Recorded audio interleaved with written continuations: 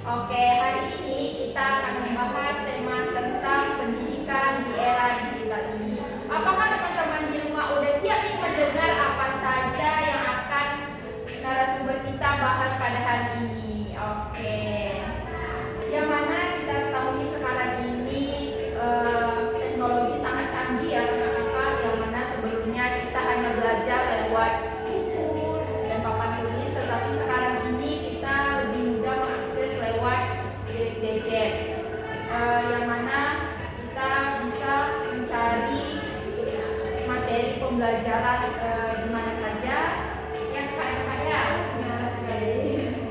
Oke, langsung saja nih kita masuk. Yuk langsung saja kita ngobrol bagaimana sih teknologi mengubah cara belajar kita. Kepada Kak Sadia, menurut Kakak nih, bagaimana sih teknologi digunakan di dalam dunia pendidikan di era digital ini? Baik, terima kasih kepada Kak Gerda atas pertanyaannya. Tadi pertanyaannya bagaimana sih teknologi digunakan dalam dunia pendidikan di era digital ini? Baik, sekarang teknologi itu banyak sekali cara penggunaannya di sekolah maupun di kampus. Nah, ada beberapa yaitu bisa belajar online, bisa belajar online Zoom, Google Meet, kemudian buat di kelas virtual, kemudian platform belajar, memakai ruang guru, kemudian AI atau robot membuat bantu jawab pertanyaan kepada siswa atau memberi tugas kepada siswa. Oke, jadi menurut Kak Sadia tadi teknologi dipakai banyak cara ya Kak ya, di kampus walaupun di sekolah, seperti belajar online, platform belajar, terus AI dan robot, terus aplikasi kolaborasi. Terima kasih Kak. Oke, langsung saja kita masuk ke pertanyaan yang kedua nih kepada Kak Meli. Menurut Kak Meli nih, kenapa teknologi sangat penting dalam pendidikan sekarang ini? Baik, kepada Kak Mirda, terima kasih atas pertanyaannya. Yang mana Kak Mirda bertanya tentang kenapa teknologi saat ini penting dan dalam pendidikan sekarang ya. Yang pertama, teknologi ini cepat ya, dimana kita yang dulu mengakses informasi hanya lewat buku, itu membutuhkan waktu yang lama ya Kak. Kalau sekarang kita tinggal pencet HP terus buka Google, langsung timbul apa yang kita tanyakan ya Kak. Yang kedua mungkin lebih seru Kak, karena kalau kemarin kita kayaknya bosan sekali Kak memakai buku, harus cari dulu materinya. Kalau sekarang kita bisa memakai video animasi atau games ya Kak ya. Terus yang ketiga ada global, di mana siswa di desa pun bisa mengakses materi sama dengan siswa yang di kota ya. Oke, jadi ada 3 tadi ya Kak ya. Yang pertama cepat, terus yang kedua seru, dan yang ketiga global. Oke, terima kasih kepada Kak Meli. Oke, kita lanjut ke pertanyaan yang ketiga nih, kepada Kak Saria. Menurut Kakak, apa sih keuntungan belajar pakai teknologi ini? Baik, kepada Kak Mirda, keuntungan memakai teknologi itu ada beberapa ya. Ada fleksibel, yaitu bisa digunakan di mana saja dan kapan saja. Kemudian murah, banyak materi gratis seperti di YouTube dan di e-book. Kemudian yang ketiga yaitu interaktif, dapat membuat siswa seperti praktik kimia memakai aplikasi. Oke, terima kasih. Jadi keuntungannya ada 3 ya tadi Kak ya. Yang pertama fleksibel, terus yang kedua ada murah, terus yang ketiga ada interaktif. Terima kasih Kak. Teman, kita masuk ke pertanyaan yang keempat kepada Kak Meli ya. Oke, tadi Kak Sania sudah membahas tentang fleksibel, yang mana fleksibel itu belajar dari jarak jauh. Oke, di sini pertanyaan untuk Kak Meli, teknologi bisa membantu siswa yang jauh dari sekolah ya Kak ya?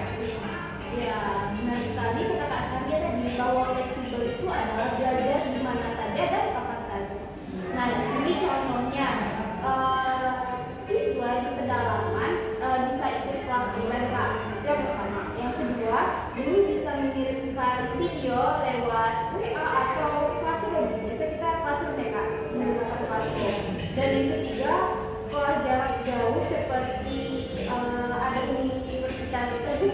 yang bisa diakses kita sambil kerja. Jadi teknologi ini sangat membantu seperti kita yang jauh dari kota.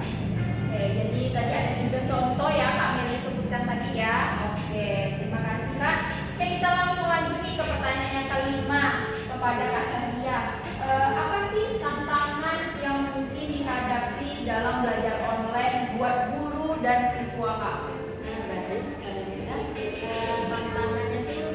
tantangannya belajar online dalam buat guru dan siswa itu ada beberapa. Yang pertama ada sinyal atau akses, yang mana daerah terpencil itu sangat susah internetnya. Kemudian yang kedua ada gadget mahal, karena nggak semua siswa itu mempunyai laptop. Kemudian yang ketiga ada guru kurangnya mengenai teknologi, maksudnya yaitu ada yang masih gagap dalam menggunakan teknologi. Kemudian yang keempat itu siswanya malas. Nah, kenapa? Karena nggak diawasi langsung, jadi malas ngerjain tugas. Oke, jadi menurut Kak Sahria nih teman-teman ada 4 tantangan belajar online nih.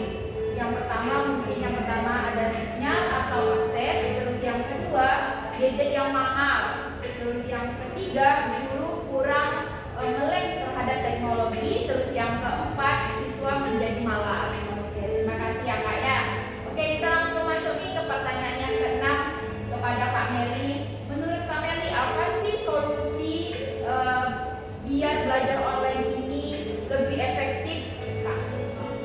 Ya, memang masih banyak yang perlu kita perhatikan ya mengenai teknologi ini, terutama dalam hal infrastruktur dan pelatihan guru. Nah, yang mana kita ketahui sekarang, guru-guru sekarang udah banyak yang berumur ya Kak. Iya. Berarti dia di situ kurang tentang teknologi itu Kak. Jadi menurut saya dukungan dari pemerintah untuk terus belajar di situ tuh sangat penting Kak.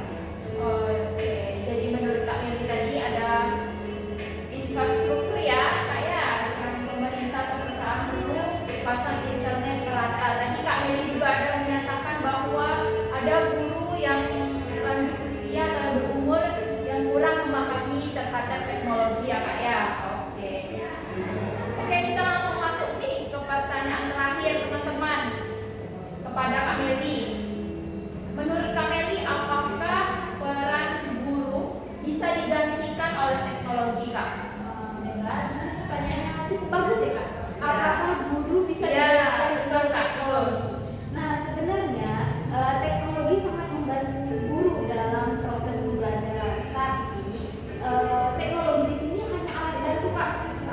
Jadi untuk proses pembelajaran itu tetap harus ada gurunya Kak, supaya bisa membimbing, mengarahkan siswa ini.